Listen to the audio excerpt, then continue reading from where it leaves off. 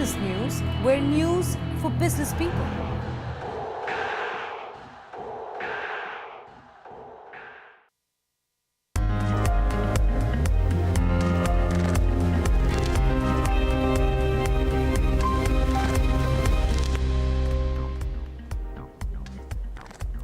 Good morning, you're watching Daybreak on Bloomberg Quint Live, and this, as you know, is India's first digital live streaming business news service. I'm Alex Matthew. First, let's look at the headlines. It's a weak start for Asian markets amid signs of fatigue following an otherwise great year for the region's equities. German Chancellor Angela Merkel's bid to form a coalition collapses, pointing to the possibility of fresh elections in the world's fourth largest economy. Come December 18th, only two pharma stocks will remain in the S&P BSE Sensex as IndusInd Bank and Yes Bank replace Cipla and Lupin. And ERIS Life Sciences enters into definitive agreement to acquire Strides Shasun's branded generic business in India for 500 crore rupees. Let's turn to the markets now. It's been a choppy week of trade for the US markets, with the S&P 500 slipping for a second week in a row. All three benchmark indices, in fact, declined on Friday's trading session. And it's essentially the US market seems to have a bearish tone as it stands. Abigail Doolittle joins in from New York with all those details. Friday's Wall Street session had a bit of a bearish tone. The Dow, S&P 500, and NASDAQ all declined on the session, the Dow the most, and all of this tops off a relatively choppy trading week for stocks. On Thursday, there was a solid rally. On Wednesday, a bit of a pullback. All in, this did leave the tech-heavy NASDAQ higher on the week, but both the Dow and the S&P 500 declined on the week for a second week in a row, the first time we've seen that since August. So perhaps we're seeing a bit of a trend shift, a loss of momentum for the stock bulls. Now, relative to the current or recent session on Friday, not surprisingly, more of the sectors were lower. 7 of the 11 S&P 500 sectors finished down, so a somewhat broad-based pullback there. Tech among the worst sectors, being dragged down by some of the big names, Apple, Facebook, and Alphabet. However, let's take a look at some of the winners on the day. Most of these seem to be in the retail space. The Gap soaring, having its best day in more than a year after they put up a very strong quarter, driven by the Old Navy. Abercrombie & Fitch, another apparel retailer, also up in a big way, soaring, in fact, up more than 20% on what some are calling a blowout quarter and a long-anticipated turnaround. Overall, though, when we go across asset class, some of the haven assets, in fact, all of the haven assets were rallying, including bonds, the Japanese yen, and gold. So when you put that together with stock declines, Friday's Wall Street session certainly had a risk-off tone, and when you put that together with the weekly declines for the Dow and the S&P 500, there is a sense, again, that there could be a shift in momentum for stock investors ahead. Looking ahead to next week, that will be a big topic, whether or not the bulls will charge back in and buy the dip. Plus, we do have some key economic data, including existing home sales, plus durable goods. From New York, I'm Abigail Doolittle for Bloomberg News. Well, with that, let's take a look at the Asian markets now. And the Asian markets have opened mixed, with Japan trading flat. Since then, however, the Nikkei has lost significant ground, and it is now trading down by as much as 0.5%. Now, there was positive news on the housing market front in China over the weekend, so we'll have to see how the equity markets there do. But turning to the latest updates from Europe, German Chancellor Angela Merkel has declared failure in her bid to form a new government. That's thrown her future as Europe's longest-serving leader into doubt. Possibilities now include setting up a minority government headed by her Christian Democratic-led bloc, or asking President Frank-Walter Steinmeier to order a national election just months after the last one took place in September. Both those scenarios, however, would be uncharted territory for Germany, which has had only 8 chancellors in the 7 decades since World War II. And we'll have to watch out for how the DAX and the rest of the European markets do, and also on the euro. But let's turn to India now, and Darshan Mehta and Agam Vakil are here to set us up for the day's trade and all that's happened in the futures and options space. Morning. Darshan, first to you. Today is not expected to be as exciting as Friday, but you never know. Yeah, you never know because markets are just starting. But the SGX Nifty has actually come off from the day's high, almost in half an hour ago, it was trading down by almost 25-30 points. It's come down to almost 18 points. Nevertheless, still we're trading with a positive bias. So we can expect that, it won't be a bad start as far as our markets are concerned. The ADRs also ended much positively. HDFC Bank ended up almost 2.6% higher. You had counters like Vedanta, which gained almost 2.3%. Apart from it, Tata Motors was up 2.1%. The only exception that happened was Infosys. Infosys was the one that traded down almost close to 0.5% lower. As far as commodities are concerned, let's take a look at crude. Muted start to morning trade, but a big jump that happened on Friday. Crude jumped almost 2.6% on Friday on Saudi, indicating that they want extension of the cuts that had happened. So crude is something that you have to watch out for. Base metals, all of them ended positive on LME. Just take a look at it. Nickel, zinc, lead, gained anywhere between 1 to 2%. Copper, tin, aluminium, anywhere between ended up flat to almost up by almost 0.7%. So positive cues coming in. Comex Copper also is trading with a positive bias. Now, as far as China is concerned, most of them have opened mixed, but iron ore is up almost 2%. The last time I saw base metals have gained, so last time I saw rubber has managed to inch much higher. So base metals are doing well as far as China is concerned. Gold has gained for the third straight session, so it's a positive cue that's coming in as far as gold is concerned. FI has bought in almost 1,300 crores in the cash market. This is the provisional data. DI has bought in another 1,500 crores in the cash market. So a significant amount of buying that's happened. 14,400 crores of cash buying in this month itself by the FIs, and DIs have bought in another 4,700 crores. So close to 20,000 crores of money has already come in as far as this month is concerned. As far as the Nifty is concerned, in the last two trading sessions, Nifty has gained almost 170 points, but ended the week on a negative bias because the first 3 days were rather negative for the Nifty. Nifty real estate and metal stocks did extremely well on Friday. The big loser was the IT index, given the fact that the rupee was trending significantly. So most of the IT counters were down in trade. Let's take a look at the heat map, and you can see Infosys, TCS, Tech Mahindra, HCL Tech. So these were the big contributors on the negative side. If that was not there, the Nifty would have been much higher. So what gained? The banking pack, HDFC, ICICI Bank, HDFC, and the big boy Reliance contributing, others also contributing significantly. But 2 days of strong rally. Agam, what are the FNOQs indicating? Well, still short of 10,300. That's where we're seeing most amount of accumulation when it comes to open interest in options. But starting off with futures, another 1% unwound as far as Friday's day of day is concerned when it comes to futures, and when it comes to Nifty Bank as well. Moving on, we have about 6% added there. With the index itself moving up, we've seen fresh longs building up as far as the Bank Nifty goes. But moving on in terms of the wicks, and once again, we've seen another 2% added, still below the mark of 14, but at 13.7. When it comes to the put call ratio, not too much change there, standing at around 1.23. But in terms of changes in open interest for options, well, we are looking at this as actually the open interest distribution. So we're looking at 10,500 here and maximum open interest in 10,200. This is the range within which you can expect the Nifty to move, at least within the next couple of days. But that said, plenty of changes in your band. So stocks which enter the band is DLF, HDI, and IndoCount. But you also have a couple of counters moving out of the band. That includes India Cements and Just Dial. Of course, we'll be watching out for Just Dial as well, because we have seen substantial amount of changes in OI. So that said, there's also plenty to watch out for when it comes to the index and whether or not we can move above the mark of 10,300. Thanks, Agam, for that.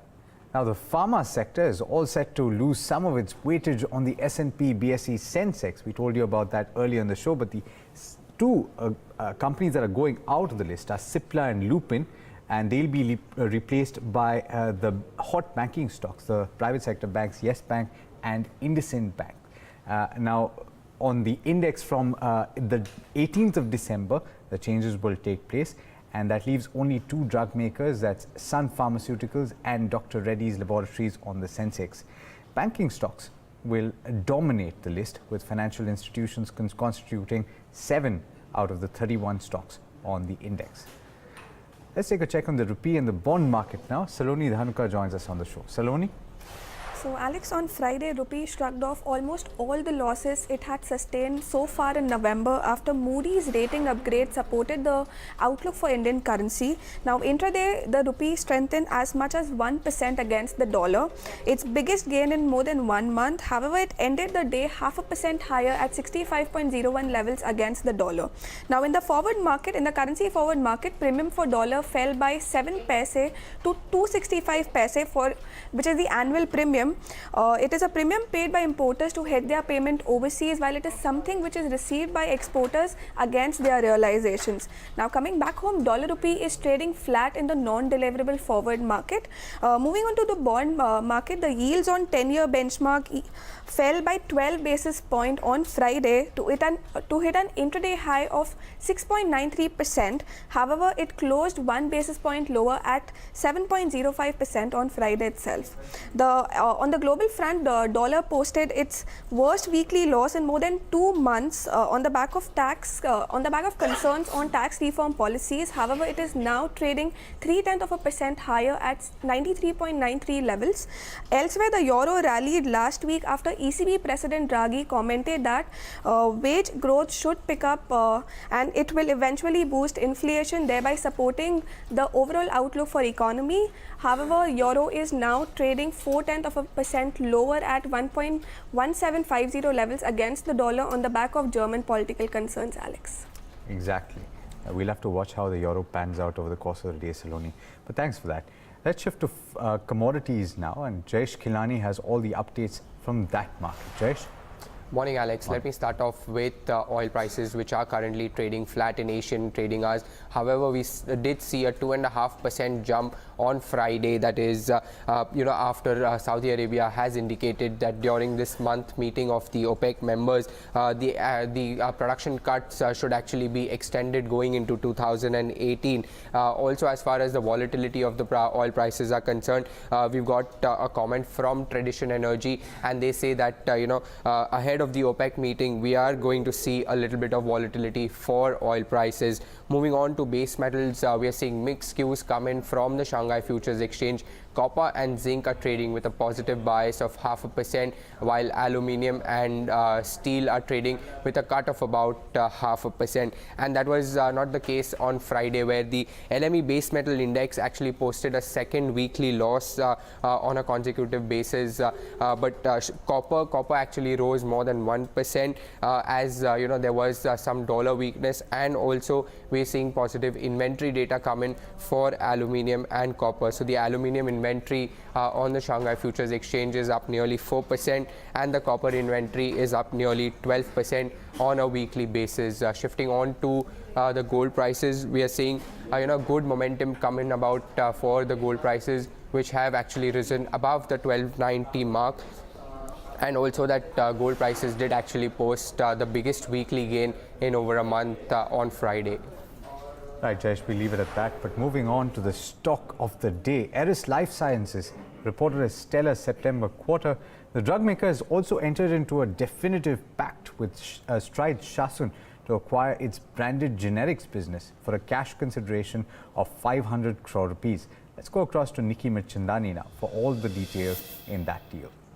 Good set of numbers coming in from the company. If you look at the net profit for, if you see the net profit for ERIS, it's up by as much as 34% in this quarter on year-on-year basis at a number of nearly 92.8 crore. Revenues have risen 25% at 249.23 crore. EBITDA has been fairly a good operational performance coming in from the company, and EBITDA is up by 32% at a number of nearly 98 crore.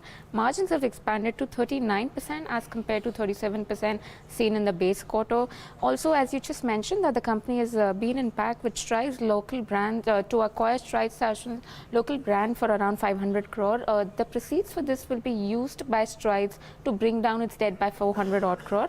The all cash deal is expected to be closed by November 30, and this acquisition is expected to put ERIS Life Science in the top 10 spot companies in India in the CNS segment.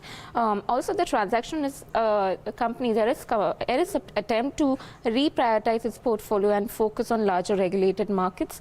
What analysts have to say about this deal? Well, it said that Indian business was any which way is not a material business for Strides and has been underperforming, and exiting the business does not change much for Strides. In fact, it will just bring down the level of debt for the company. Also, the analyst from HDFC Securities said that in terms of valuation, the deal seems to be fairly valued, and the EBITDA margins for this business were very low, and the price of 2.5 times its sales is a fair consideration given the scale of business. Just a little bit background about the company. Well, it's a pharma company that we are talking about with a market capitalization of around 8,000 odd crore, Alex. Thanks, Nikki, for that. Now, it's turned out to be a fabulous Friday for India, with Moody's upgrading its rating on India to Baa2. This is the first ratings upgrade that India has had since 2004. We connected with Union Minister for Railways and Coal, Piyush Goyal, to get his views. We started by asking about the timing of the upgrade, considering slowing economic growth on account of implementation of GST and demonetization, as well as the imminent elections in Gujarat. Here's what he had to say. Frankly, this government has focused on public welfare and good governance through its 3.5 years. Be it our fight against corruption and black money, be it our effort to create a strong macroeconomic fundamental structure in the economy, be it our effort to formalize more and more of the informal economy, go digital. In every one of our programs for public welfare, we have focused on what is good for India, what is good for the people of India. I think endorsements came along the way at regular intervals. After all, the very fact that the BJP and its allies, which had only 6 state governments in 2014, today run 18 state governments, and by next year, by next month, possibly 19 state governments, has been the true endorsement of the people's trust, support and affection for the Prime Minister. And the BJP's work has been receiving this consistent support from the people. Obviously, in the last few days, with the ease of doing business showing a 30-point increase or a 30 spot increase from 130 to 100, the World Competitiveness Index of the World Economic Forum showing quantum improvement in India's position, the improvements or the overall recognition through the Pew survey report about Prime Minister Modi's leadership being appreciated and liked by 9 out of 10 Indians across India, across all sections of society, and now the Moody's upgrade. All of this actually confirm what Prime Minister Modi, Finance Minister Mr. Jaitley and the government have consistently said, that we will focus our efforts on good governance, in providing a good future to the people of India, and create a strong economic backbone so that the country can progress for decades in the future. Sure, sir. But I come back again to my question at the timing of all of these 3 things that you've mentioned, these 3 events: the ease of doing business, increase in ranking, the Pew survey, though the survey was done pre-GST, and now the Moody's upgrade. It comes at a time, very importantly, when demonetization and GST were being blamed, at least in the short term, for sort of giving a twin shock to the economy. The Moody's survey talks about long-term implications. Do you think there is some sort of vindication there? Tamanna, the fact of the matter is that our government has been focused on delivery, on performance, and on truly transforming the Indian way of thinking, the way of doing business, the way of running the government. I know we are a powerful nation. I know Prime Minister Modi's leadership today is accepted by the whole world. We see that in every international fora. Recently at the ASEAN and the extended ASEAN summit, you saw Prime Minister Modi being given the status of one of the tallest world leaders. I recognize that that is all there, but it still doesn't mean that we can dictate the timing of World Bank reports and Pew reports and Moody's upgrades. These are things that are decided by these institutions. That's the word coming in from Union Minister Piyush Goyal there. But let's move on. Darshan Mehta has all the stocks in news. Darshan, what are the stocks that are likely to be at the center of action today? Well, Alex, a couple of results still coming in over the weekend. So, a couple of them. First of all, MARUTI Uniquoters came out with numbers. Decent set of numbers. Revenues were up almost 15%. Profit was up 7%.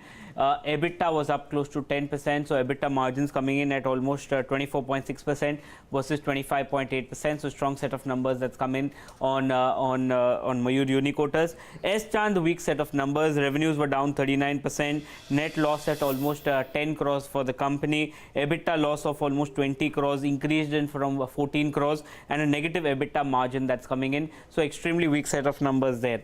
Now, other companies that you have to watch out for, IndusInd as well as Yes Bank will be part of the Sensex from December 18th. The two counters that will exit will be Cipla and Lupin. However, remember, all four of them will continue to be part of the NIFTYs, and Sensex has 30 stocks. So there is, there will be some bit of stocks which are less there. As far as some of the other counters are concerned, ACC and Ambuja have rolled back cement prices to levels of September, and this is as per a report that came in by Cogensis.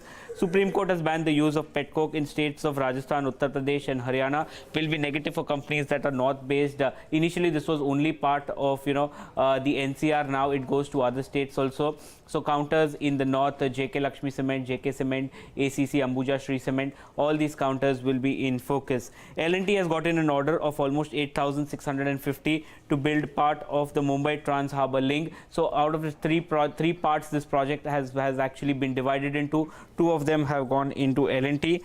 The buyback dates for Wipro and Infosys have been announced now. So for Wipro, it will be 29th November to 13th December, and a day later it will be there for Infosys, 30th November to 14th December.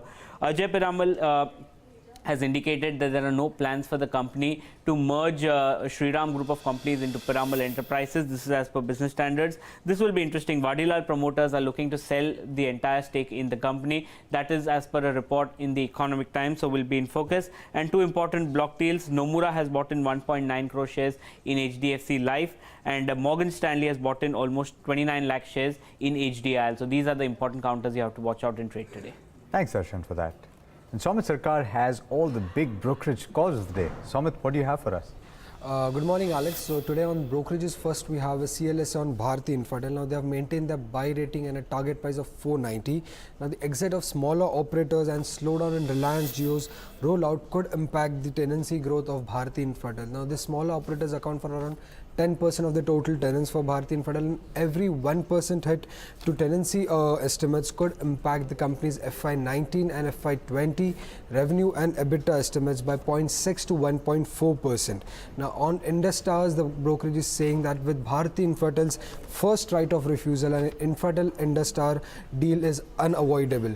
Now Vodafone was valuing the 42% stake in Industars at $5 billion US, which brings Indus enterprise value to $12 billion US. Now this will boost Bharti Infratel's own valuation by 10% according to CLSA. Now however, the brokerage is saying that growth in tenancy will return in the coming quarters, led by Reliance Jio and Bharti Airtel's rollout.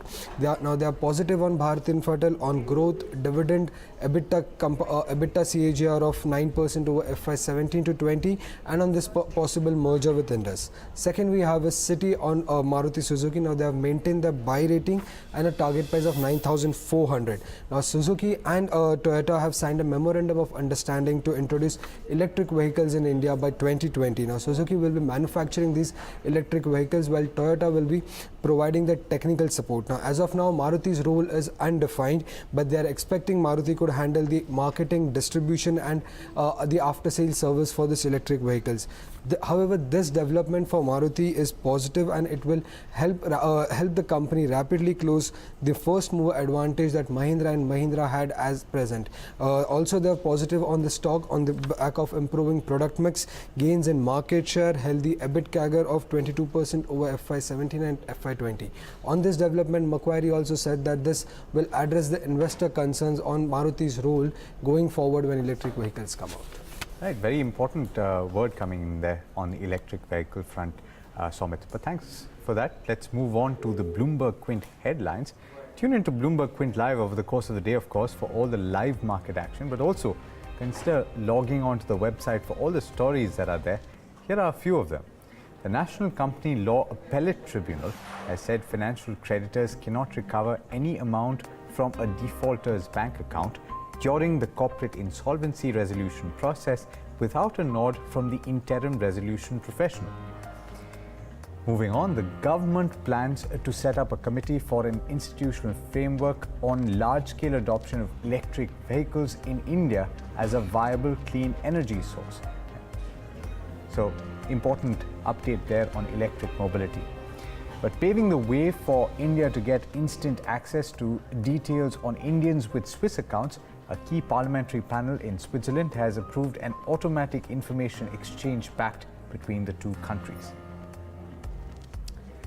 Well, with that, it's a wrap on this edition of Daybreak, but all you need to know is up next. Do stay tuned to Bloomberg Quint. Thanks.